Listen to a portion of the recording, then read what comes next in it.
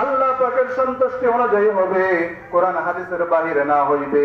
এমনি ভাবে আমি কথা বলার সময় হাসার পদ্ধতি আল্লাহ পাকের নবীর সুন্নাত তরিকায় যখন হবে, তখনই এইরকম ইসলাম দ্বারা চিরমুক্তি আর সফলতা পাওয়া যাইবে। কথা বলেন ঠিক কিনা? এরকম ইসলাম দ্বারা কি পাওয়া যাবে? পরিপূর্ণ সফলতা, কামিয়াবি পাওয়া যাবে। মানুষের পরিপূর্ণ সফলতা, কামিয়াবি আল্লাহ পাক রাখছেন এই ইসলামের মধ্যেই। দুনিয়াতে যত মত, যত গ্রন্থ, যত কিছুই মানুষ অবলম্বন করুক না কেন, মানুষের সফলতা নাই। একমাত্র সফলতা কিসের মধ্যে? দ্বীনে ইসলামের মধ্যে। আল্লাহ রাব্বুল আলামিন আমাদের সকলকেই দ্বীনে ইসলাম অনুযায়ী, দ্বীন অনুযায়ী চলার তৌফিক দান করেন।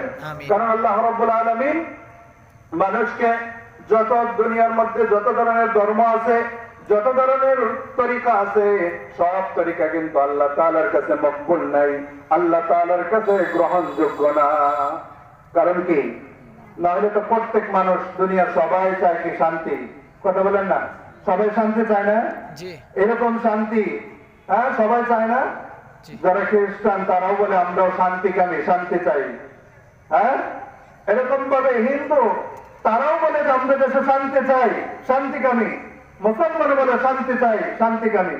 কিন্তু আল্লাহ রাব্বুল আলামিন শান্তি কিসের মধ্যে রাখছে? একমাত্র ইসলামের মধ্যে রাখছে। আর এই নীতিমালা, ইসলামের নীতিমালা যখন আমি গঠন করব, আমার ইসলামী নীতিমালা যখন নিজের ব্যক্তিগত জীবন থেকে রাষ্ট্রীয় জীবন পর্যন্ত আমি যখন ইসলামী নীতিমালা ফলো করে চলবো, ওই ইসলাম দ্বারা আল্লাহ রাব্বুল আলামিন আমাকে জান্নাত দিবে। আল্লাহ রাব্বুল আলামিন আমাদের সকলকে ইসলামের পরিপূর্ণ নীতিমালা অনুযায়ী চলার তৌফিক দান করেন।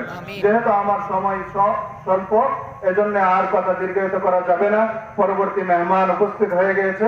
আল্লাহ রাব্বুল আলামিন যে সমস্ত কথা বললাম, এই সমস্ত কথা অনুযায়ী সকলকে আমল করার তৌফিক দান করেন। আমি যেহেতু আপনাদের এলাকার ইমাম সাহেব